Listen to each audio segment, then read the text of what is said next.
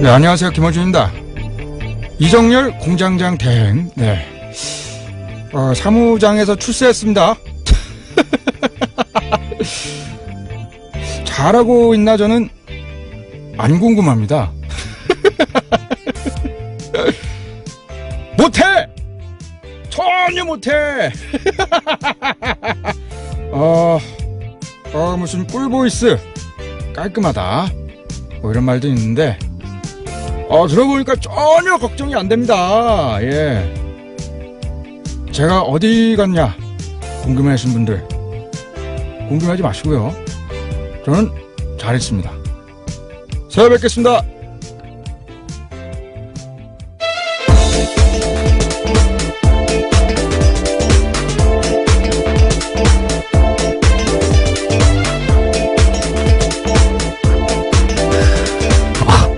예, 시사인의 김은지입니다. 제 내막을 좀 말씀을 드리자면, 어젯밤에, 오프닝을 제가 작성을 하는데, 오프닝을 쓰지 마라. 그래서 겁이 덜컥 난 거예요. 하도 오프닝 때 사고를 치니까, 못하게 하는구나. 야, 언론 자유 탄압하는 뉴스공장 각성하라. 이거 준비했는데, 따로 준비를 하셨다 그래서 이거였군요. 예. 지금 공장장의 네. 목소리를 따라한 네. 분이신 거죠?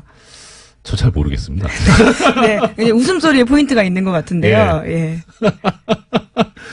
예, 절대로 동감할 수 없습니다. 네. 자, 바로 들어가죠.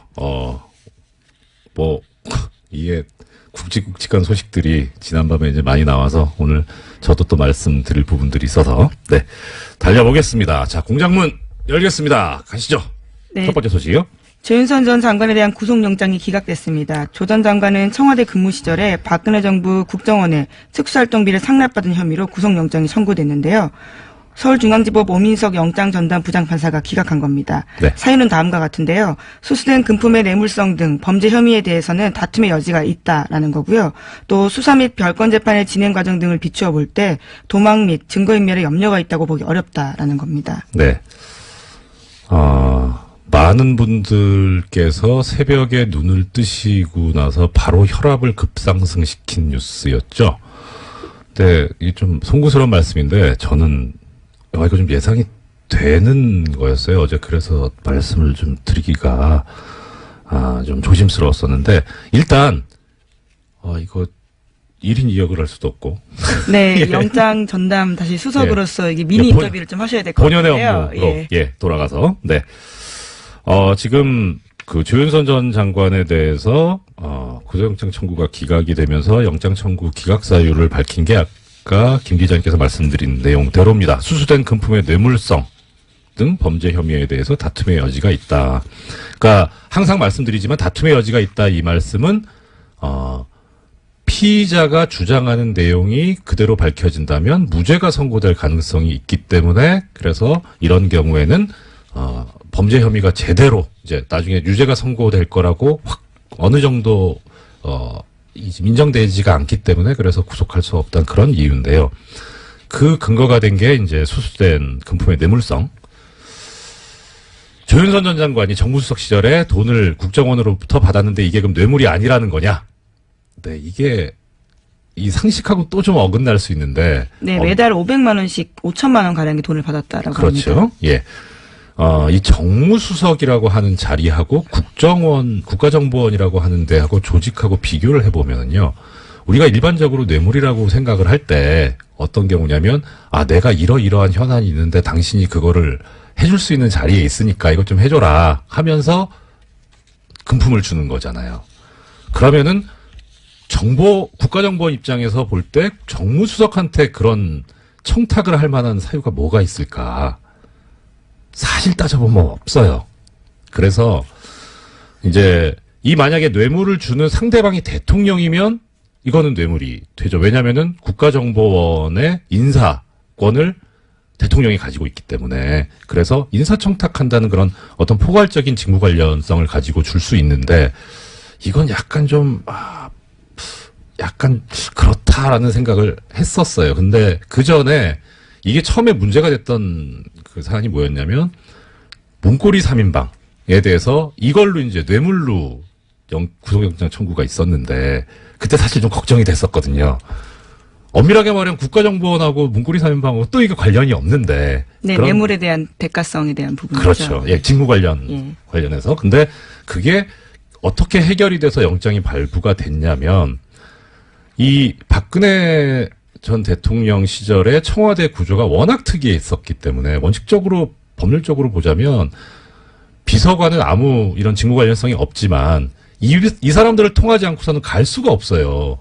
접근이. 그러니까 결국 이 문고리 3인방과 박근혜 전 대통령을 하나로 볼 수 있는 거죠. 일종 공범의 형태로 볼 수 있기 때문에 그래서 법원이 그런 관점 하에서 인정하고 나갔을 수 있는데 문제는 당시에 검찰이 얘기했던 거는 이 박근혜 전 대통령과 비서관들을 한 몸으로 본 게 아니라 통으로 청와대라고 하는 그런 관점으로 바라봤었더라고요. 그래서 나온 말이 상납이라는 말이 나왔었고 근데 그때 영장이 그대로 발부되고 통과가 되니까 이번에도 같은 구조를 유지했던 게 아닌가 싶은데 사실 좀 그렇죠. 게다가 여기에 이 지금 기름을 부은 게 뭐냐면 그 판결이 옳은 건 저는 아니라고 생각하는데 이 조윤선 전 장관에 대한 예전 1심 판결. 네, 블랙리스트 혐의에 대해서요. 블랙리스트에 관해서. 네, 진행 중입니다. 예, 이제 선고만 남았죠. 거기서 그 재판부가 판결 이후에 아주 황당한 논리를 제시를 하는데 뭐 애청자 여러분들 기억하실 겁니다. 어차피 보수 정권이 잡았으니까 보수적인 견지를 유지해야 되니 진보적인 보수적이지 않은 사람들 연예인들에 대해서 지원을 하지 않을 수도 있는 거 아니냐 이런 황당한 얘기를 하거든요. 그리고 그다음에 조윤선 전 장관 같은 경우에는 그 당시 판결에서 보면 구조를 판결에 나오는 그런 이유에 따라서 봤을 때 구조가 뭐였냐면 이분은 아무것도 모르는 분이었잖아요. 허수아비였잖아요. 그러니까 그걸 그대로 지금 1심 판결이 그렇게 나와 있고 아직 그 판결이 뒤집어지기 전인 이상 영장전담 재판부에서 볼 때는 이분은 허수아비인데 돈을 받았어요. 그러면 이걸 뇌물이라고 볼 수 있겠느냐. 이 돈을 받은 게 옳다, 잘한 거다 이런 차원을 떠나서 과연 이게 뇌물로 볼 수 있는 범죄냐 하는 데 대해서 인정하기가 그렇게 쉽진 않았을 겁니다. 근데 우리 애청자분들께서도 잘 알고 계시겠지만 지금 서울중앙지방법원의 영장전담 판사들이 너무 황당한 결정들을 많이 해왔잖아요. 근데 저는 이거는 그냥 죄송합니다. 수긍이 가는 그럴 수도 있겠다라는 그런 결정인데도 불구하고 큰 믿음이 안 가는 게 전과들이 너무 많아서 그래서 다른 생각으로 한 게 아닐까.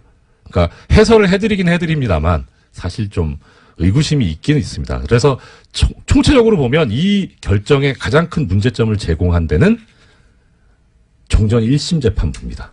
그 판결이 지금 여기에 영향을 상당히 미쳤었고 그래서 지금 검찰에서 재청구 얘기도 나오고 있는데 오히려 이 항소심 판결이 나오는 거를 지켜보고 하는 게 어떨까 싶은 생각도 듭니다. 거기서 만약에 1심 판결이 뒤집어진다면 그거 할 수도 있죠. 거기서 다시 법정 구속이 될 수도 있고 하니까 여기에 그렇게 좀 더 집중하는 게 과연 필요한지 약간 의문이 들고요. 또 하나는 검찰의 수사 계획이 뭐였는지는 저로선 정확히는 알 수는 없는데 사실 정무수석이 돈을 받았고 이게 뇌물이라면 비서실장, 그다음 대통령 여기까지도 당연히 연결이 돼야 되는데 이걸 향후에 수사하려고 한 건지 아니면은 거기는 혐의점이 발견이 안 돼서 지금 조윤선 전 장관까지만 얘기를 한 건지 그거는 잘 모르겠어요. 그런데 이 돈을 주게 된 이유와 관련해서 돈을 금품을 제공한 그 쪽에 이야기가 있었다고요. 네, 죄송합니다. 어제 채널A 쪽에서요, 조윤선 전 장관의 방어 논리에 대해서 좀 보도를 한 바가 있습니다. 그 내용들을 보면요, 이병기 전 국정원장과 조윤선 전 수석의 친분 때문이다라는 건데요. 이를 지시한 이병기 전 국정원장은 개인적 친분 때문에 돈 줬다라고 진술했다고 합니다. 그래서 월 500만 원 정도는 큰 돈이 아니다라고 여겼다라는 이야기도 했다고 하는데요. 그래서 국고손실죄로 위반이라면 합당한 처벌을 받겠지만 뇌물은 아니다라고 주장하고 있는 겁니다. 국고손실죄가 더 센데 원래 왜 이러신지 모르겠어요. 근데 그렇다면은 액면 그대로 받아들이면 이 말이 진실일 수도 있을 것 같아요. 근데 이 말이 진실이더라도 더 아프죠. 우리 국민들 입장에서 보면 아니 도대체 이건 무슨 우리가 뼈 빠지게 벌어가지고 일해서 벌은 거 가지고 세금 내는데 그걸 자기들 이게 후배가 불쌍해 보여가지고 주는 이런 돈으로 쓰였다는 게. 네, 월 500이 큰 돈이 아니다라는 주장도 좀 황당하고요. 게다가 검찰에서는 돈 준 방식에 대해서는 주목하고 있는데 네. 잡지에 현금 봉투 끼워서 조심히 그러니까 몰래 줬다라는 거거든요. 이제 그만큼 이 돈을 주는 것이 적당하진 않다라는 것을 스스로 인식했다라고 판단하는 거죠. 농담할 분위기는 아닙니다만 이 잡지가 시사인이라면 좀 어느 정도는 정상 참작의 여지가 있지 않나. 네. 청와대에서 시사인을 현금 봉투에 끼워서 줬다면 그것도 놀라운 뉴스겠네요. 네. 예. 자, 그러면 여기에 관해서 이제 채널A도 보도를 했는데 조윤선 전 정무수석은 비서관이 줘서 받았을 뿐이다. 예, 결국은 또다시 허수아비 논리를 이야기하고 있는 건데요. 네. 그냥 줬으니까 받았을 뿐이고 이것이 위법한지 몰랐다라는 주장을 하고 있습니다. 그래도 나름 아시는 분들은 아실 텐데 조윤선 전 장관이 저랑 사법연수원 동기거든요. 이분이 연수원대 아니랬는데 갑자기 정치계로 들어가서 허수아비가 되셨는지 왜 이렇게 이게 저 법률계에서는 이렇게 얘기합니다. 우리가 그 항변이라는 말을 쓰잖아요. 보통 무효 항변, 취소 항변 이러는데 이거를 바보 항변이라고 합니다. 바보 항변은 법률상 이유가 없는데 받아들이지 않는데 참 열심히 쓰시는 것 같습니다. 자, 다음 소식이요. 네, 우병우 전 민정수석의 구속적부심 청구는 기각됐습니다. 법원은 우 전 수석에 대한 구속수사가 필요하다라고 판단을 한 건데요. 어제 심리를 진행한 곳은 서울중앙지법 형사합의 2부였습니다. 네. 애청자 여러분들 다 검색해 보셨으니까 아시죠? 이우철 부장판사, 그 심리로 열려서 결국, 적부심 청구가 기각이 됐어요. 그래서 어제 기각될 것 같다고 말씀을 드렸는데. 예, 적중하셨네요. 그렇죠. 확률이 50%잖아요. 예. 이거 아니면 저거였는데. 그래도 맞추기는 어렵죠. 예. 사실 어저께 말씀을 드릴 때 이게 워낙에 뉴스공장이 영향력이 큰 방송이라서 말씀을 잘못 드리면 이 재판에 영향력을 행사하려고 하는 게 아닌가 싶어서 되게 조심스러웠는데 이우철 부장판사가 저하고 같은 재판부에서 근무를 했었거든요. 1년 동안. 속속들이 잘 알아요. 이 성향을. 그래서 하나 걱정스러웠던 거는 그러니까 진짜 정말 정의롭다까지라고 평가는 못하겠지만 또 존경하고 믿고 따르는 선배인데 이분이 그 성향을 보면은 그동안에 오염되지만 않았다면 그러면 당연히 성향상 이런 자신의 권력을 사적인데 동원하고 이용하는 거에 대해서 하는 게 그걸 못 참는 분이거든요. 그런데 그러니까 소위 말하는 정말 정통 보수적인 그런 분이어가지고 근데 늦게까지 안 나와서 오염되셨나? 이거 퇴근 전에 6시 전에 분명히 나올 줄 알았는데 그건 좀 걱정을 했었어요. 근데 역시 기대를 벗어나지 않는. 네. 근데 또 한편으로 이제 이건 어떤 개인적인 거 말고 구조적인 걸 말씀드리자면 이게 원래 구속적 부심의 본래 모습이에요. 지금 영장을 발부했던 권순호 부장판사가 사법연수원 26기거든요. 그 다음에 이우철 부장판사가 사법연수원 25기입니다. 그러니까 물론 그렇게 선배라고 치면 선배일 수는 있는데 이렇게 같은 급의 지방법원 부장판사들이 한 결정에 대해서는 서로 존중을 하고 그래서 영장 발부 이후에 나온 사정만 가지고 이게 석방할 어떤 이유가 합당하냐 아니냐 그렇게 심사해 왔는데 이걸 무너뜨린 게 예전에 김관진 전 장관 때 신광열 부장판사였죠. 그러니까 그때 다들 이거 이러다가 어떻게 하려고 그렇게 하나는 그런 비판이 나왔던 거고요. 네, 그 관련해서 뉴스가 어제 또 나왔습니다. 그러니까 김관진 전 국방장관 같은 경우에는 군사이버사령부가 댓글을 통해서 선거에 개입한 혐의로 구속된 바가 있는데요. 네. 범죄 성립 여부가 불투명하다라는 이유로 적부심에서 풀려났습니다. 그런데 어제 국방부가 비밀예자 문서를 보면요. 김 전 장관에게 불리한 내용들이 들어있습니다. 총선을 앞두고 당시 여당을 지원하려고 한 뚜렷한 정황이 있다라는 건데요. 그렇기 때문에 이 적부심이 적절했나라는 논란이 일고 있습니다. 네. 이 부분에서 제가 하나만 더 말씀을 드리자면 여기는 또 법규가 애매모호하게 돼 있어요. 그러니까 그때 시간이 모자라서 말씀 못 드렸는데 김관진 전 장관 같은 경우에 가장 이제 받았던 혐의 중에 가장 중한 부분이 군형법 위반이었거든요. 정치에 관여하면 안 된다. 군인은. 근데 이분은 군인이 아니잖아요. 현재는 민간인이죠. 민간인이죠. 그러니까 원래 군형법 적용 대상이 아닌데 그런데 그럼 왜 군형법을 적용을 하느냐? 군인과 함께 범죄를 저질렀기 때문에. 그래서 군형법을 적용을 해가지고 구속영장을 청구를 해서 그게 발부가 됐는데 문제는 그거예요. 정부조직법인가에 보면 정확하게 지금 저 기억이 가물가물한데 국무위원, 그러니까 이 지금 장관 국무위원이잖아요. 이 국무위원은 그 정치 관여하는 데서 처벌 조항이 없어요. 정치 관여를 하면 안 되지만, 정치 운동을 하면 안 되지만. 그래서 정무직 공무원의 경우에는. 그러니까 군형법에 따르면 원래 자기가 적용받는 그런 법인 국가공무원법이죠. 국가공무원법에 의하면 처벌 대상이 아닌데 공범이 되면 처벌받는 게 말이 되냐라는 논리를 들이댔던 거고 그게 먹혔었는데 재밌는 거는 2006년도에 이 비슷한 판례가 하나 있었어요. 대법원 판례가. 아마 그게 상당히 참고가 됐었을 거다라는 생각은 들긴 하지만 나중에 법이 바뀌어가지고 그래가지고 또 처벌의 대상이 된다고 바뀌었었는데 그 바뀐 법을 몰랐을 리가 없는 것 같은데 바뀌기 전 법을 적용해서 그래서 당시에 그래서 지금 조금 전에 말씀하셨던 거죠. 범죄 성립 여부가 불투명하다 해서 석방을 했는데 안 불투명합니다. 투명합니다. 범죄됩니다 이거. 네, 게다가 계속해서 증거들이 나오고 있어서요. 예, 그러니까 이 증거의 문제가 아니라 법적인 문제였었거든요. 그런데 뭐 지금 이렇게까지 되니까 이제 근데 뭐 마지막으로 이 부분에서 하나만 더 말씀드리자면 그 당시에 그 신광열 부장판사를 비롯한 서울중앙지방법원 형사수석부가 무슨 만행을 저지른 거냐면 이 군이 댓글을 달면서 정치에 관여한 부분에 대해서 새로운 증거가 정말 뭐 한 트럭이 나와도 구속적 부심에서 석방이 된 경우에는 피의자가 도주했거나 증거를 인멸한 경우가 아니라면 그걸 그 동일한 범죄 사실을 가지고 구속을 다시 할 수가 없어요. 새로운 증거가 아무리 나와도. 그래서 적부심이 그만큼 무서운 거거든요. 진짜 조심했어야 되는데 그렇게 하고 나니까 참 더 허탈한 거죠. 우리 국민들 입장에서 보면 증거는 계속 쏟아지고 있는데 법적으로 방법이 없으니까요. 네, 그런 문제가 있습니다. 예, 다음 소식은요. 네, 어제 한일 위안부 합의 검증 보고서가 나왔습니다. 이면 합의는 없었다라는 박근혜 정부 발표는 거짓말이었다라는 건데요. 비공개 합의문이 따로 있었습니다. 2015년 공개한 합의문에서 한국 정부는 주한 일본 대사관 앞에 소녀상에 대해서 적절히 해결되도록 노력한다라고 명시했는데요. 하지만 일본 요구로 만들어진 비공개 문건은 따로 있었습니다. 여기에서 어떻게 이전할 것인지 구체적으로 한국 정부 계획 묻고 싶다라고 하니까요. 한국 정부에서는 적절히 해결되도록 노력한다라는 내용을 넣었습니다. 뿐만 아니라 제3국에서 소녀상이나 기린비 설치하는 것이 적절하지 않다라는 일본 쪽의 이야기에 대해서도요.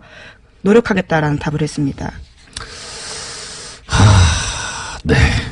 일단 이 문제에 관해서는 잠시 후에 우리 정대협의 윤미향 대표님 모시고 말씀을 들을 예정이어서 거기서 자세히 나오겠습니다만은 그냥 어떻게 보세요? 저는 이 위안부 피해자 이 관련 합의, 한일 합의를 보면서, 그러니까 법률적으로 보면, 첫째는 장관들이 했잖아요. 그러면 국가를 대표해서 이제 양국에서 나왔단 말입니다. 합의를 했어요. 그러면 합의를 했으면 약속을 했다는 거 아닙니까? 국가 간의 합의는 서로 지켜야죠. 국제법상. 근데 국제법상 이런 합의를 우리는 뭐라고 부르냐면 조약이라고 부르잖아요. 국가 간의 합의를 한 거. 근데 지금 정확하게 그 조약이 기억은 안 나는데 조약으로서 성립이 되려면 원칙적으로 문서가 있어야 되거든요. 문서가 없어요. 그래서 이게 과연 조약이냐.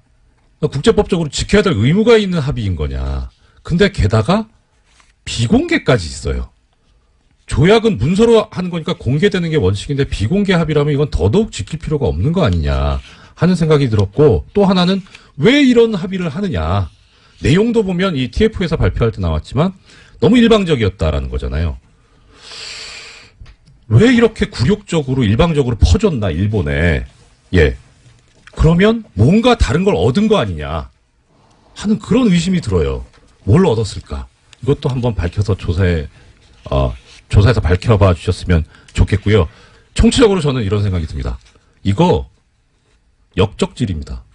대한민국은 민주공화국인데 대한민국의 국민인 위안부 피해자 할머니들의 의사를 전혀 고려하지 않고 그분들의 인권에 반해서 나라를 팔아먹는 것과 같지 않냐. 저는 그렇게 생각합니다. 네, 어제 나온 내용들을 보면요. 박근혜 전 대통령이 연내 타결을 압박하면서 결과적으로 우리 정부가 끌려다니는 모습들을 만들게 됐다라는 겁니다. 네. 그 관련해서 그런 얘기가 있던데요. 뭐 이거 저기 외교 관계상 그거 하면 안 되지 않냐, 저기 공개를, 그런 얘기가 있던데 그건 또 어떻습니까? 네, 그와 관련해서 어제 윤병세 전 장관 같은 경우에는요, 네. 그런 주장들을 했습니다. 피해 할머니들이 고령이고 합의가 시급했기 때문에 관련된 사업들을 수용했다라는 이야기도 하고 있고요. 네. 예. 하지만 어제 또 불가역적 관련된 표현에 대해서도 나온 부분들이 있는데, 네. 원래 굉장히 문제가 된 표현이지 않습니까? 그렇죠. 우리 쪽 요구와는 굉장히 다르게 쓰였다라고 하는데요. 일본 정부에 의해서 이 불가역적 표현이 오히려 일본에 유리하게 쓰였다라고 합니다. 예. 뭐 무슨 생각으로 시작한 건지 모르겠는데 이렇게 뭐 이용을 당했든 강하게 협력을 했든 간에 이거는 민족 반역적인 그런 책임을 면할 수가 없다. 저는 그런 생각입니다. 벌써 시간이 이렇게 됐네요. 지금까지 시사인의 김은지였습니다. 감사합니다. 네, 고맙습니다. 바로 이어서 조금 전에 저 말씀드렸던 정대협 대표님 모시기 전에 이 시간에 항상 고정으로 나오시는 우리 리얼미터의 권순정 조사분석실장님 모시고 한 해를 마무리하는 이 여론조사 내용에 대해서 이야기 들어보겠습니다. 어서 오십시오. 반갑습니다. 안녕하십니까. 네, 오랜만이네요. 어떻게 여기서 뵀는지. 우리 앞으로 맨정신에만 항상 보는 거예요. 자, 항상 전해주시는 내용, 우리 주 초중반에 우리 대통령, 그리고 정당의 여론조사 집계 결과 어떻습니까? 네, 이번에는 대통령하고 정당은 좀 짧게 넘어가고요. 네. TBS 의뢰로 2,000명 조사를 특별조사를 했어요. 네. 그걸 조금 더 길게 소개해드리겠습니다. 그 부분을 제가 더 길게 소개해 드릴게요. 네. 리얼미터에서 연말을 맞이해가지고 우리 청취자님들을 위해서, 평소보다 더 돈을 많이 들여가지고, 자세하게 조사를 하셨다. 예. 네. 먼저 대통령 지지율을 말씀드리면요. 네. 지난주 주간 집계 대비 2.2%포인트 하락해서 네. 67.7%입니다. 부정평가는 0.6%포인트 상승해서 25.7%입니다. 네. 지난주 금요일 날 일간이 71.7%였는데요. 우리 성탄 연휴로 해서 월요일까지 쉬었잖아요. 그래서 그렇죠. 26일 날 첫 조사했는데 26일 날 70.3%로 빠졌습니다. 네. 그리고 어제 27 수요일에 67.7%로 다시 빠졌습니다. 네네. 무슨 일이 있었는지 좀 봤더니 예. 제천에 직접 방문을 하시지 않았습니까? 예. 그 이후로 조금 많이 올랐어요. 네. 근데 며칠 지나는 동안에 언론이라든지 야권에서 제천 화재 참사에 대해서 정부 책임론을 상당히 길게 들고 나왔습니다. 이런 부분들이 있었고요. 그리고 극우 인터넷 매체에 청와대 직원 탄저균 백신 접종 보도 있었고, 네. 또 여기에 꼬리를 물고 일부 보수 언론에서 북한의 탄저균 공격 가능성 이런 보도까지 많이 양산되었었습니다. 네. 이것이 26일까지 있었는데요. 이것과 함께 임종석 실장 중동 특사 공세도 상당히 길게 지금 아직까지 진행되고 있고요. 네. 이런 다양한 어떤 요인들이 영향을 미친 것으로 보입니다. 지금 실장님 말씀해 주신 그런데 이 다양한 요인들을 보면 네. 다 가짜 뉴스 아닙니까, 이거 다? 가짜 뉴스로 인해서 물론 뭐 그거야 뭐 판단은 이제 이 여론조사 행하시는 또 국민 여러분들께서 하시겠습니다만은 가짜 뉴스로 인해서 이런 그것이 영향력을 미쳤다는 맞습니다. 것이 좀 언론이 얼마나 중요한 존재고 중요한 역할을 해야 되는지 사실 청와대 예. 직원 500명에게 네. 탄저균 백신 접종을 시켰다 이런 부분들은 사실상 믿기 상당히 힘든 뉴스가 아니겠습니까? 네, 뭐 내부에서도 부정을 했고요. 제가 봤을 때는 이런 부분들은 아마 믿는 사람들은 거의 없을 것 같아요. 네. 그것보다 그 이후에 일부 보수 언론에서 나왔던 예. 탄저균을 매개로 해서 북한의 공격 가능성이라든지 네. 다양한 어떤 반개 언론 보도가 더 큰 문제가 아닌가 싶습니다. 예. 네. 근데 또 그 보도를 한 매체들을 보면 뭐 북한은 사실 못하는 게 없잖아요. 그렇죠. 예, 그 바닷속에서 어뢰를 타고 가서 저 천안함에 부딪히길 하질 않나. 네네. 예, 그 농협의 그 전산망에 침투해가지고 거래 내역을 막 만들었다 지웠다 하잖아. 사실 그거 어떻게 막습니까? 대책이 뭔지 그 보도를 하는 보수 매체에서 좀 답을 줬으면 좋겠어요. 이게 뭐 여론조사하고 네. 관계없는 얘기니까. 전반적으로 지난주, 지난주 해서 네. 언론하고 야당의 공세가 상당히 강화가 되고 있는 것은 분명한 사실인 것 같습니다. 네. 한 가지 짚고 넘어가야 될 것은 제천 화재 참사 그 현장 대통령께서 방문 후에 충청권에서 상당폭 결집을 했습니다. 네. 75.5%에서 80%까지 상승을 했었는데요. 예. 충청권에서 80%를 넘는 것은 잘 보기 힘든 지지율입니다. 예, 이게 네. 좀 조심해서 말씀드려야 되는데 일단 분석 차원에서 말씀드리자면 네. 이 대통령이 직접 현장을 이제 방문해서 했던 이야기. 네. 이런 상황에서는 대통령이 할 일은 욕이라도 먹어야 되는 거다, 유가족으로. 네, 그런 말씀을 하셨죠. 이게 네. 좀 인간적으로는 상당히 좀 와닿았던 그런 이야기였었던 것 같고, 그래서 그러지 않았을까. 네, 안전 문제를 대통령이 직접 네. 책임질 수 없지 않습니까? 예. 관료 공무원들은 매개가 있고 또 그런 그 인적인 요인뿐만 아니라 시설이라든지 네. 장비라든지 그런 요인이 있는데 그런 부분들 대통령이 한순간에 1년도 안 되지 않았습니까? 다 책임질 수 없기 때문에 네. 아마 대통령께서 그런 말씀을 하시지 않았나 싶습니다. 예. 그리고 더 나가서 좀 이제 화가 났던 거는, 아니, 이렇게 지금 실장님 말씀하신 대로 장비라든가 인력이라든가 이런 문제가 있는데 여기에 관해서 그럼 빨리 확충을 하고 네. 국가에서 지원을 해줘야 되는데 예산을 깎아버리니. 네. 예산을 깎아놓고 실제 가가지고는, 소방관들의 처우 개선과 이 안전, 화재 예방에 관한 법과 제도를 정비하겠다, 이런 얘기를 하는 분들을 다 보면서, 저분들은 어떻게 저렇게 얘기할 수 있을까? 그렇죠. 또 이 싶기도 하고요. 사안을 가지고서 또 공세로, 역으로 또 들고 나오는 그런 부분들이 있기 때문에 네. 사실상 뭐가 뭔지 모르겠어요, 저도. 예. 예, 뭐, 하여튼, 일단, 언론이 설령 가짜 뉴스를 전한다고 하더라도 우리 국민 여러분들께서 정확하게 좀 파악을 하시고 판단을 해주셨으면 좋겠고, 또 여기에 진실을 알고 계시는 분들이 쉬지 마시고 여러 군데 전파를 할 수 있도록 그렇게 해주셨으면 하는 그런 생각입니다. 예. 정당 부분 어떻습니까? 예, 정당 짧게 넘어가겠습니다. 네. 민주당도 하락했습니다. 1.2%포인트 하락해서 50.8%이고요. 한국당 역시 소폭 하락했습니다. 0.2%포인트 하락해서 네. 17.6%이고요. 바른정당이 안 대표 척하고 통합 행보를 계속 이어가고 있는데요. 발음 잘하세요. 0.7%포인트 상승해서 6.4%입니다. 네. 정의당이 2주째 오름세를 보이고 있습니다. 0.6%포인트 상승해서 5.8%이고요. 국민의당은 여전히 3주째 약세를 보이고 있습니다. 0.1%포인트 하락해서 4.8%입니다. 예, 그리고 이번에 심혈을 기울여서 하신 현안조사. 네, 그 이전에 됩니까? 조사 개요를 알려드려야 되는데. 이거 하면 끝나잖아요. 이번 주준조사는 TBS 의뢰로 화요일부터 수요일까지 이틀간 조사를 했습니다. 전국 19세 이상 성인 1,005명을 대상으로 했고요. 유무선 전화 면접과 자동 응답 방식으로 실시했고, 네. 표본 오차는 95% 신뢰 수준 플러스 마이너스 3.1%포인트입니다. 응답률은 4.9%였습니다. 예, 청취자 여러분 아시겠습니다만은, 오차 범위가 3.1%니까 더하기 빼기 3.1까지 감안해서 네, 생각하시면 그렇게 되겠다는 보셔야 될 것 말씀이죠. 같습니다. 네. 예, 현안 어떤 내용이 있습니까? 예, 요번에는,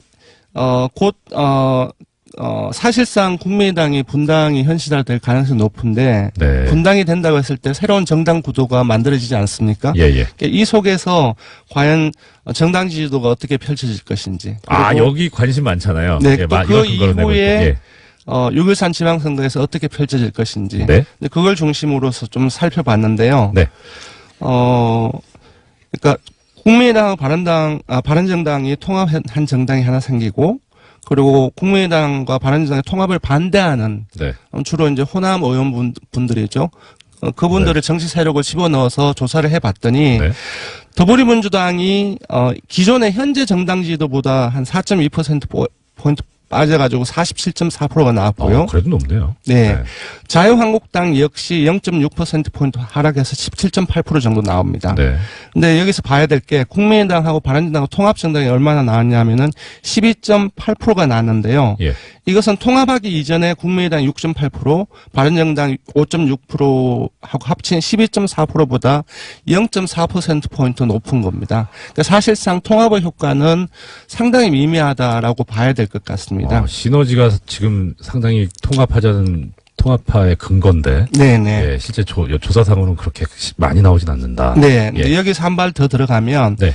이런 정당 구도 하에서 6.13 지방선거에서 누가 실제 현재 지지율보다 득표율이 더 높을 것 같냐 이렇게 네네. 물어봤습니다. 왜냐하면은 모든 선거에서 당시의 지지율보다 득표율이 많이 나오고 적게 나오는 정당이 있거든요. 그렇죠. 그랬더니 국민의당하고 바른정당의 통합정당에 많이 나올 거라고 하는 응답이 11.1%가 나왔습니다. 단순 비교는 어렵겠지만은 네. 아까 기억하실지 모르겠지만 예. 12.8%가 통합 효과로 해서 나왔던 수치인데 네.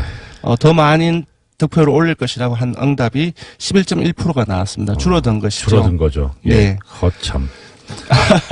그 지금 조사 그럼 더 올라가는 당은 어느 당이? 그러니까 사실상 이걸로 해서 뭘 알 수 있냐면은 네. 지금 현재 국민들 이 초반기에 쇼텀의 어떤 그 양당의 통합 효과하고 이후에 지방선까지 이어질 어떤 그 시너지 효과를 에 대한 전망을 이제 보는 것인데요. 네. 그것이 사실상 긍정적이지 않다라고 해석해야 될 것 같습니다. 예. 네. 그럼 이 부분에 있다가 나오실 박지원 대표께 여쭤봐야 되겠네요. 예, 요 부분에 관한 조사 결과는 어떻습니까? 네. 이번 특집조사는 TBS를 어제 하루 동안 실시했습니다. 전국 19세 이상 성인 2029명을 대상으로 실시했고요. 무선 유선 자동 응답 방식으로 실시했습니다. 표본 오차는 95% 신뢰 수준 플러스 마이너스 2.2%포인트, 응답률은 4.1%였습니다. 예, 현안 조사까지 하신다고 너무 고생 많으셨고, 한 해 동안 좋은 소식 전해주셔서 고맙습니다. 지금까지 리얼미터의 권순정 조사 분석 실장님이었습니다. 감사합니다. 고맙습니다. 예, 조금 전에 권순정 조사 분석 실장님 나오셨었는데, 우리 1972님께서 오늘 말이 너무 꼬이신다. 마치 전날 마신 술이 덜 깬 것 같다. 이렇게 문자를 주셨는데요. 약주를 어제 드신 건 아니고 어제 밤을 새셨답니다. 일 때문에. 그래서 연말을 맞이해서 이제 조사해야 될 게 많아가지고. 그래서 끝나고 나서 나가시면서 한숨을 푹 쉬더라고요. 워낙 긴장을 했는데 많은 응원 부탁드립니다. 아까 말씀드렸던 대로 우리 위안부 문제와 관련해서 한일 간의 이면 합의가 있었다. 화가 나가지고. 자, 많은 국민들께서도 분노하고 계시는데요. 일본과의 굴욕적, 죄송합니다. 목이 메이네, 이 부분은. 네. 굴욕적 합의도 문제지만, 합의 이후에 우리 정부가 이 할머님들과 국민들을 속여왔다. 이 충격을 주고 있는데, 전문가이신 우리 한국정신대 문제대책협의회 상임대표이신 윤미향 대표님으로부터 이 문제에 대한 입장과 해설을 직접 들어보겠습니다. 반갑습니다, 대표님. 네, 안녕하세요. 네. 이런 일이 있어서 또 만나네요, 그죠? 그러게 말입니다. 자, 바로 네. 중요한 문제고 들어봐야 될 말씀들이 많으니까 바로 가겠습니다. 자, 1억으로 벌써 지금 합의가 나온 지 이제 2년째 되는 날인데 어제 그 보고서, 특히 이면 합의 여기에 대해서 어떤 입장을 가지고 계십니까? 참담했죠. 예. 그러니까 지난 2년의 시간이 주마등처럼 지나갔고요. 그 뒤에 한일 합의 이후에 있었던 저희 정대에 대한 탄압이라든가 또 저희들이 해외 캠페인을 다니고 평화비를 세우고 할 때마다 보였던 일본 정부의 비상식적인 대응들, 그게 한일 합의 이전과 이후가 너무나 확연하게 달라진 그런 모습들. 그게 다 이면 합의였구나. 네. 한국 정부의 그런 어떤 발언 속에서 국제사회에서조차도 성노예라는 말이 사라졌던 것. 네. 상상할 수 없었거든요. 네네. 근데 일본 정부가 그 뒤에 뭐라고 얘기했냐면 성노예라고 하는 것 합의에도 포함되어 있지 않았었다. 이런 내용을 한번 해서 제가 깜짝 놀란 적이 있어요. 그런 일이라든가 평화비가 그 해외에 건립될 때 해외 단체들이라든가 특히 해외 한인 단체에다가 공문을 보냈다, 외교부가. 해외에서 소녀상을 세우는 일에 해외 한인 단체들은 관여하지 말라라든가. 어느 나라 정부입니까? 그러니까요. 그런 여러 가지 일들이 있었어요. 저희들이 비상식적으로 느껴질 만큼 그런 일들을 보면서 분명히 뭔가가 있다. 그래서 한국 정부에게 이면 합의가 있지 않느냐라고 했을 때 뭐라고 얘기냐면 그런 거 없다. 그러면서 저희들에게 오히려 질책했거든요. 너희들 왜 그러냐는 식으로. 근데 결국은 이렇게 증거로 드러나고 보니까 눈물도 나고 참담하고, 야, 이게 진짜 우리가 어떤 대한민국에서 살았던 건가. 우리도 이런데 피해자들은 얼마나 고통스러웠을까. 사실은 저희 김복동 할머니가 지금 계속 자리에서 못 일어나고 있는데 좌절과 억울함 때문에. 그렇습니다. 그 문서에 그 이변합의에 보면 이제 뭐 정대협 얘기도 나와 있습니다. 시민단체가 불만을 제기할 경우에 한국 정부가 설득하기로 했다. 네.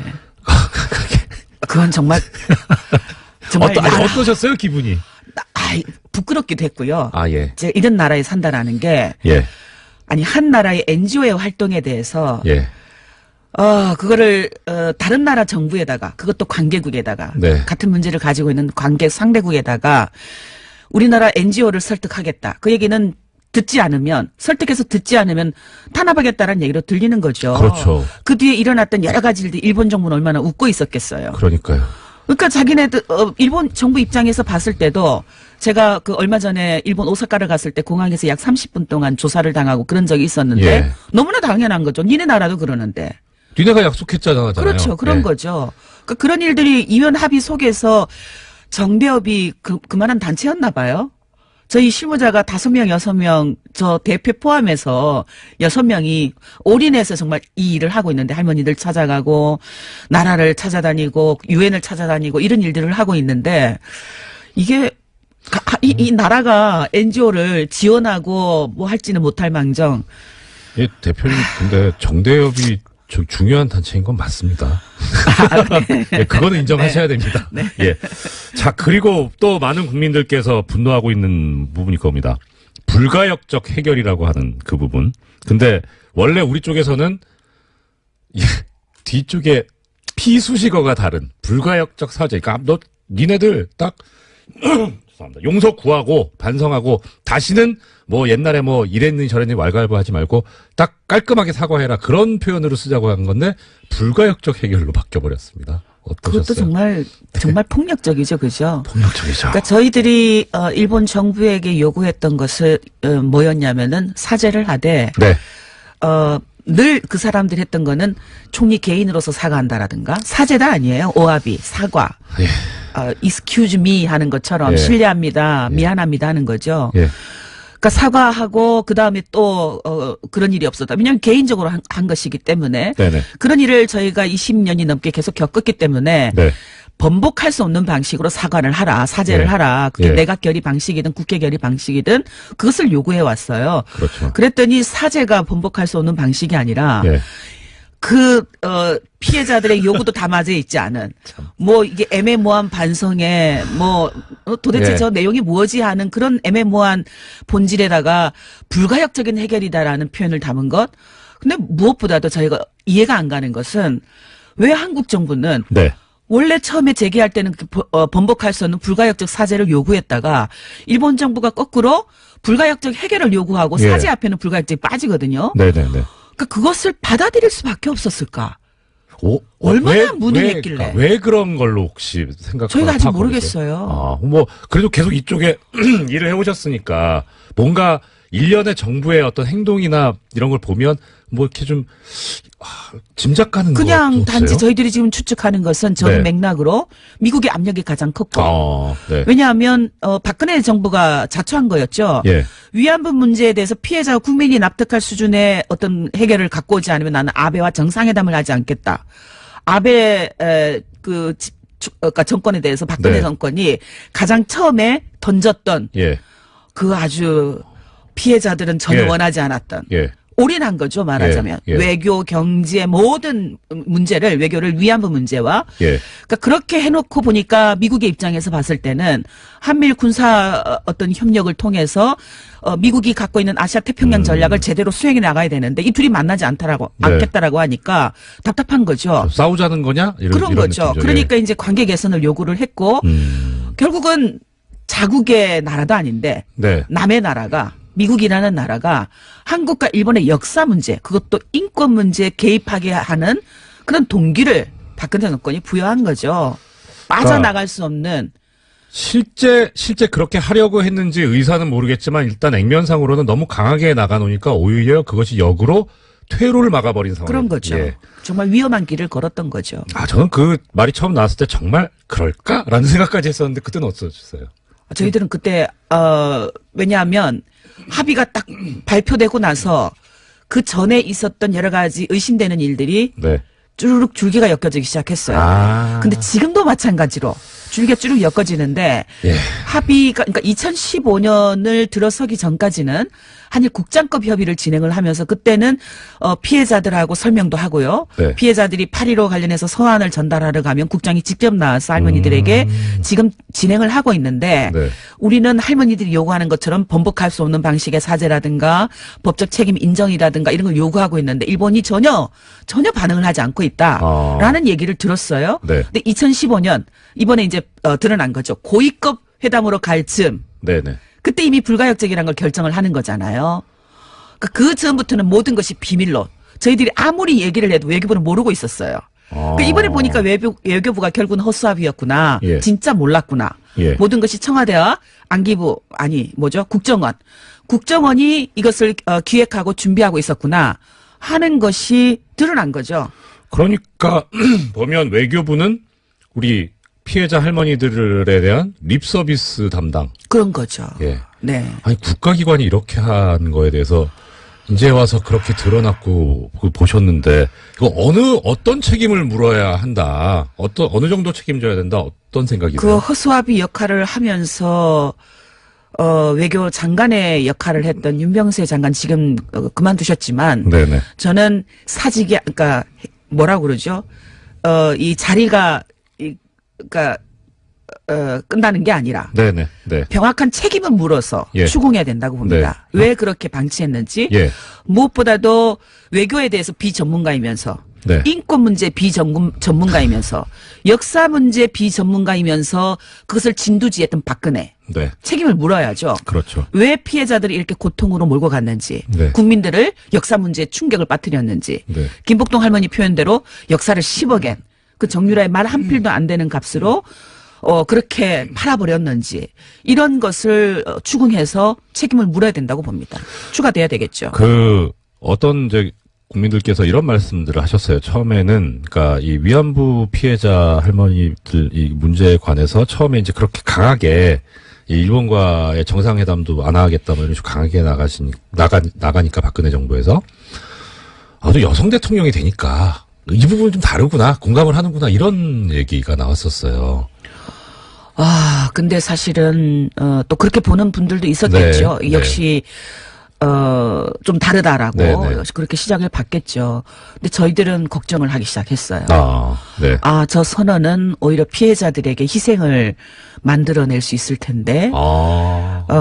물론 이제 뭐 해외 언론들이나 방송이 저희들에게 그 입장에 대해서 어떻게 생각하느냐라고 네네. 인터뷰를 할 때는 저도 그때는 외교를 약간 했던 것 같아요. 뭐 대통령의 뜻이 그만큼 강하다는 거 아니겠습니까? 예. 그런 식으로 이야기를 하면서도 그러나 걱정입니다. 예. 라는 얘기를 할 수밖에 없었는데 네.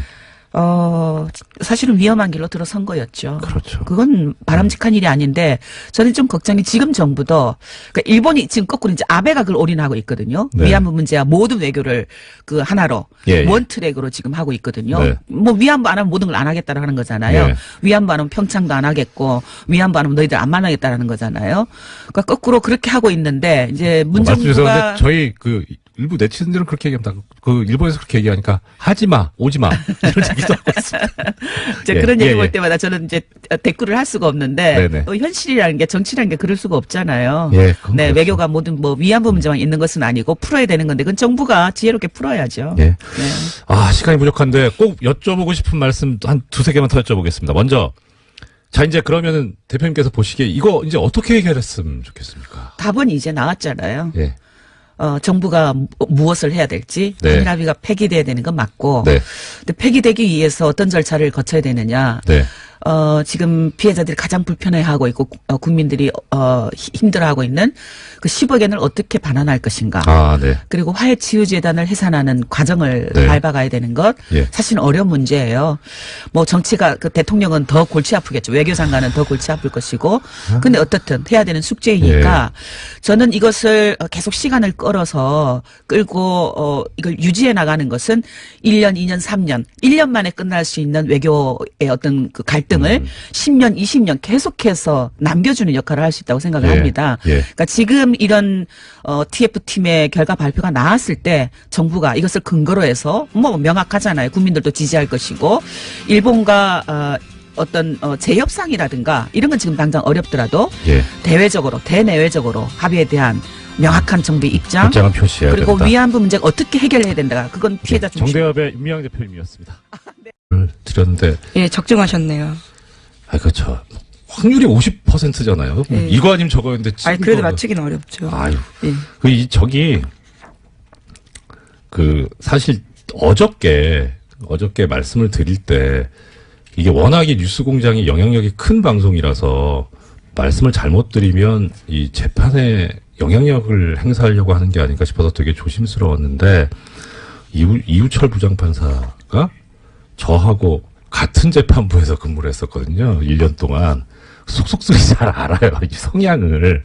그래서 하나 걱정스러웠던 거는 그러니까 진짜 정말 정의롭다까지라고 평가는 못하겠지만 또 존경하고 믿고 따르는 선배인데 이분이 그 성향을 보면은 그동안에 오염되지만 않았다면 그러면 당연히 성향상 이런 자신의 권력을 사적인데 동원하고 이용하는 거에 대해서 하는 게 그걸 못 참는 분이거든요. 그런데 보수적인, 그러니까 소위 말하는 정말 정통 보수적인 그런 분이어가지고 근데 늦게까지 안 나와서 오염되셨나? 이거 퇴근 전에 6시 전에 분명히 나올 줄 알았는데 그건 좀 걱정을 했었어요. 근데 역시 기대를 벗어나지 않는. 네.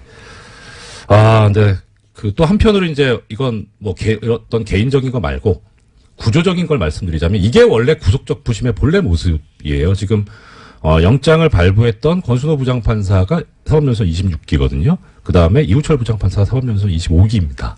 그러니까 물론 그렇게 선배라고 치면 선배일 수는 있는데 이렇게 같은 급의 지방법원 부장판사들이 한 결정에 대해서는 서로 존중을 하고 그래서 영장 발부 이후에 나온 사정만 가지고 이게 석방할 어떤 이유가 합당하냐 아니냐 그렇게 심사해 왔는데 이걸 무너뜨린 게 예전에 김관진 전 장관 때 신광열 부장판사였죠. 그러니까 그때 다들 이거 이러다가 어떻게 하려고 그렇게 하나는 그런 비판이 나왔던 거고요. 네, 그 관련해서 뉴스가 어제 또 네. 나왔습니다. 그러니까 김관진 전 국방장관 같은 경우에는 군사이버사령부가 댓글을 통해서 선거에 개입한 혐의로 구속된 바가 있는데요. 네. 범죄 성립 여부가 불투명하다라는 이유로 적부심에서 풀려났습니다. 그런데 어제 국방부가 비밀예자 문서를 보면요. 김 전 장관에게 불리한 내용들이 들어있습니다. 총선을 앞두고 당시 여당을 지원하려고 한 뚜렷한 정황이 있다라는 건데요. 그렇기 때문에 이 적부심이 적절했나라는 논란이 일고 있습니다. 네. 이 부분에서 제가 하나만 더 말씀을 드리자면 여기는 또 법규가 애매모호하게 돼 있어요. 그러니까 그때 시간이 모자라서 말씀 못 드렸는데 김관진 전 장관 같은 경우에 가장 이제 받았던 혐의 중에 가장 중한 부분이 군형법 위반이었거든요. 정치에 관여. 미니 인터뷰를 좀 하셔야 될 것 같아요. 본연의 업무로 돌아가서 네. 지금 그 조윤선 전 장관에 대해서 구속영장 청구가 기각이 되면서 영장 청구 기각 사유를 밝힌 게 아까 김 기자님께서 말씀드린 내용대로입니다. 수수된 금품의 뇌물성 등 범죄 혐의에 대해서 다툼의 여지가 있다. 그러니까 항상 말씀드리지만 다툼의 여지가 있다 이 말씀은 피의자가 주장하는 내용이 그대로 밝혀진다면 무죄가 선고될 가능성이 있기 때문에 그래서 이런 경우에는 범죄 혐의가 제대로 이제 나중에 유죄가 선고될 거라고 어느 정도 인정되지가 않기 때문에 그래서 구속할 수 없다는 그런 이유인데요. 그 근거가 된 게 이제 수수된 금품의 뇌물성. 조윤선 전 장관이 정무수석 시절에 돈을 국정원으로부터 받았는데 이게 그럼 뇌물이 아니라는 거냐? 네, 이게 이 상식하고 또 좀 어긋날 수 있는데. 네, 매달 500만 원씩 5천만 원 가량의 돈을 받았다라고 그렇죠. 합니다. 예. 이 정무수석이라고 하는 자리하고 국가정보원이라고 하는 데하고 조직하고 비교를 해보면요. 우리가 일반적으로 뇌물이라고 생각을 할 때 어떤 경우냐면, 내가 이러이러한 현안이 있는데 당신이 그거를 해줄 수 있는 자리에 있으니까 이것 좀 해줘라 하면서 금품을 주는 거잖아요. 그러면은 국가정보원 입장에서 볼 때 정무수석한테 그런 청탁을 할 만한 사유가 뭐가 있을까? 사실 따져보면 없어요. 그래서 이제 만약에 뇌물을 주는 상대방이 대통령이면 이거는 뇌물이 되죠. 왜냐면은 국가정보원의 인사권을 대통령이 가지고 있기 때문에 그래서 인사청탁한다는 그런 어떤 포괄적인 직무 관련성을 가지고 줄 수 있는데 이건 약간 좀 약간 그렇다라는 생각을 했었어요. 근데 그 전에 이게 처음에 문제가 됐던 그 사안이 뭐였냐면 문고리 3인방에 대해서 이걸로 이제 뇌물로 구속영장 청구가 있었는데 그때 사실 좀 걱정이 됐었거든요. 엄밀하게 말하면 국가정보원하고 문고리 3인방하고 또 이게 관련이 없는데. 네, 그런, 뇌물에 대한 대가성에 대한 부분이죠. 그렇죠. 예, 직무 관련해서. 근데 그게 어떻게 해결이 돼서 영장이 발부가 됐냐면 이 박근혜 전 대통령 시절에 청와대 구조가 워낙 특이했었기 때문에 원칙적으로 법률적으로 보자면 비서관은 아무 이런 직무 관련성이 없지만 이 사람들을 통하지 않고서는 갈 수가 없어요. 접근이. 그러니까 결국 이 문고리 3인방과 박근혜 전 대통령을 하나로 볼 수 있는 거죠. 일종 공범의 형태로 볼 수 있기 때문에 그래서 법원이 그런 관점 하에서 인정하고 나갔을 수 있는데 문제는 당시에 검찰이 얘기했던 거는 이 박근혜 전 대통령과 비서관들을 한 몸으로 본 게 아니라 통으로 청와대라고 하는 그런 관점으로 바라봤었더라고요. 그래서 나온 말이 상납이라는 말이 나왔었고 근데 그때 영장이 그대로 발부되고 통과가 되니까 이번에도 같은 구조를 유지했던 게 아닌가 싶은데 사실 좀 그렇죠. 게다가 여기에 이 지금 기름을 부은 게 뭐냐면 그 판결이 옳은 건 저는 아니라고 생각하는데 이 조윤선 전 장관에 대한 예전 1심 판결. 네, 블랙리스트 혐의에 대해서요. 블랙리스트에 관해서. 네, 진행 중입니다. 예, 이제 선고만 남았죠. 거기서 그 재판부가 판결 이후에 아주 황당한 논리를 제시를 하는데 뭐 애청자 여러분들 기억하실 겁니다. 어차피 보수 정권이 잡았으니까 보수적인 견지를 유지해야 되니 진보적인 보수적이지 않은 사람들 연예인들에 대해서 지원을 하지 않을 수도 있는 거 아니냐 이런 황당한 얘기를 하거든요. 그리고 그다음에 조윤선 전 장관 같은 경우에는 그 당시 판결에서 보면 구조를 판결에 나오는 그런 이유에 따라서 봤을 때 구조가 뭐였냐면 이분은 아무것도 모르는 분이었잖아요. 허수아비였잖아요. 그러니까 그걸 그대로 지금 1심 판결이 그렇게 나와 있고 아직 그 판결이 뒤집어지기 전인 이상 영장전담 재판부에서 볼 때는 이분은 허수아비인데 돈을 받았어요. 그러면 이걸 뇌물이라고 볼 수 있겠느냐. 이 돈을 받은 게 옳다, 잘한 거다 이런 차원을 떠나서 과연 이게 뇌물로 볼 수 있는 범죄냐 하는 데 대해서 인정하기가 그렇게 쉽진 않았을 겁니다. 근데 우리 애청자분들께서도 잘 알고 계시겠지만 지금 서울중앙지방법원의 영장전담 판사들이 너무 황당한 결정들을 많이 해왔잖아요. 근데 저는 이거는 그냥 죄송합니다. 수긍이 가는 그럴 수도 있겠다라는 그런 결정인데도 불구하고 큰 믿음이 안 가는 게 전과들이 너무 많아서 그래서 다른 생각으로 한 게 아닐까. 그러니까 해설을 해드리긴 해드립니다만 사실 좀 의구심이 있긴 있습니다. 그래서 총체적으로 보면 이 결정의 가장 큰 문제점을 제공한 데는 종전 1심 재판부입니다. 그 판결이 지금 여기에 영향을 상당히 미쳤었고 그래서 지금 검찰에서 재청구 얘기도 나오고 있는데 오히려 이 항소심 판결이 나오는 거를 지켜보고 하는 게 어떨까 싶은 생각도 듭니다. 거기서 만약에 1심 판결이 뒤집어진다면 그거 할 수도 있죠.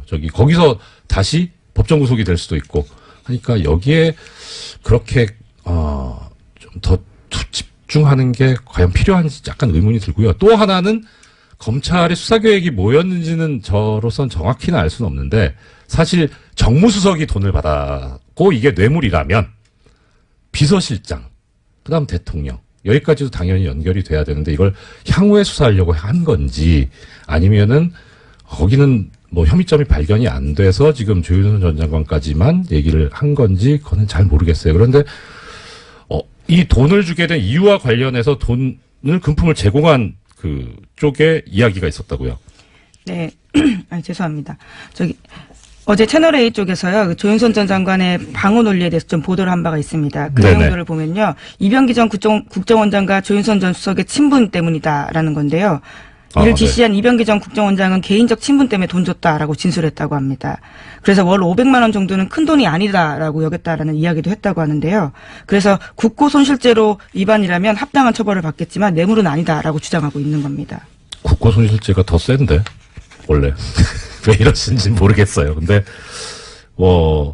그렇다면은 액면 그대로 받아들이면 이 말이 진실일 수도 있을 것 같아요. 근데 이 말이 진실이더라도 더 아프죠. 우리 국민들 입장에서 보면 아니 도대체 이건 무슨 우리가 뭐 뼈 빠지게 벌어가지고 이래서 벌은 거 가지고 세금 내는데 그걸 자기들 뭐 이게 후배가 불쌍해 보여가지고 주는 이런 돈으로 쓰였다는 게 네, 월 500이 큰 돈이 아니다라는 주장도 좀 황당하고요. 게다가 검찰에서는 돈 준 방식에 대해서는 주목하고 있는데 네. 잡지에 현금 봉투 끼워서 조심히 그러니까 몰래 줬다라는 거거든요. 이제 그만큼 이 돈을 주는 것이 적당하진 않다라는 것을 스스로 인식했다라고 판단하는 거죠. 농담할 분위기는 아닙니다만 이 잡지가 시사인이라면 뭐 어느 정도는 정상 참작의 여지가 있지 않나? 네. 청와대에서 시사인을 현금 봉투에 끼워서 줬다면 그것도 놀라운 뉴스겠네요. 네. 예. 자, 그러면 여기에 관해서 이제 채널A도 보도를 했는데 조윤선 전 정무수석은 비서관이 줘서 받았을 뿐이다. 예, 결국은 또다시 허수아비 논리를 이야기하고 있는 건데요. 네. 그냥 줬으니까 받았을 뿐이고 이것이 위법한지 몰랐다라는 주장을 하고 있습니다. 그래도 나름 뭐 아시는 분들은 아실 텐데 이 조윤선 전 장관이 저랑 사법연수원 동기거든요. 이분이 연수원 때 아니랬는데 갑자기 정치계로 들어가서 허수아비가 되셨는지 왜 이렇게 바보 이게 저 법률계에서는 이렇게 얘기합니다. 우리가 그 항변이라는 말을 쓰잖아요. 뭐 보통 뭐 무효 항변, 뭐 취소 항변 이러는데 이거를 바보 항변이라고 합니다. 바보 항변은 법률상 이유가 없는데 받아들이지 않는데 참 열심히 쓰시는 것 같습니다. 자, 다음 소식이요. 네, 우병우 전 민정수석의 구속적부심 청구는 기각됐습니다. 법원은 우 전 수석에 대한 구속수사가 필요하다라고 판단을 한 건데요. 어제 심리를 진행한 곳은 서울중앙지법 형사합의 2부였습니다. 네. 뭐 애청자 여러분들 다 검색해 보셨으니까 아시죠? 이우철 부장판사 그 심리로 열려서 결국 적부심 청구가 기각이 됐어요. 그래서 어제 기각될 것 같다고 말씀을. 네, 안녕하세요. 김어준입니다. 이정열 공장장 대행. 네. 사무장에서 출세했습니다. 잘하고 있나 저는 안 궁금합니다. 못해! 전혀 못해!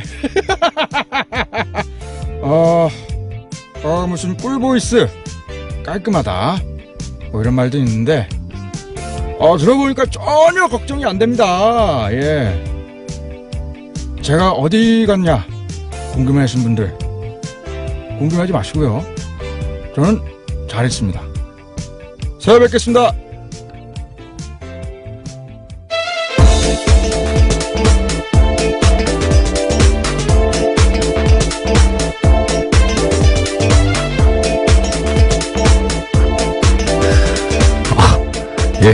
시사인의 김은지입니다. 제 내막을 좀 말씀을 드리자면 어젯밤에 오프닝을 제가 작성을 하는데 오프닝을 쓰지 마라. 그래서 겁이 덜컥 난 거예요. 하도 오프닝 때 사고를 치니까 못하게 하는구나. 야, 언론 자유 탄압하는 뉴스공장 각성하라 이거 준비했는데 따로 준비를 하셨다 그래서 이거였군요. 예. 지금 공장장의 목소리를 따라한 분이신 거죠? 저 잘 모르겠습니다. 네, 웃음소리에 포인트가 있는 것 같은데요. 예. 예, 절대로 동감할 수 없습니다. 네. 자, 바로 들어가죠. 이게 굵직굵직한 소식들이 지난밤에 이제 많이 나와서 오늘 저도 또 말씀드릴 부분들이 있어서 네 달려보겠습니다. 자, 공장문 열겠습니다. 가시죠. 네. 첫 번째 소식이요. 조윤선 전 장관에 대한 구속영장이 기각됐습니다. 조 전 장관은 청와대 근무 시절에 박근혜 정부 국정원에 특수활동비를 상납받은 혐의로 구속영장이 청구됐는데요. 서울중앙지법 오민석 영장전담 부장판사가 기각한 겁니다. 네. 사유는 다음과 같은데요. 수수된 금품의 내물성 등 범죄 혐의에 대해서는 다툼의 여지가 있다라는 거고요. 또 수사 및 별건 재판의 진행 과정 등을 비추어 볼 때 도망 및 증거인멸에 염려가 있다고 보기 어렵다라는 겁니다. 네.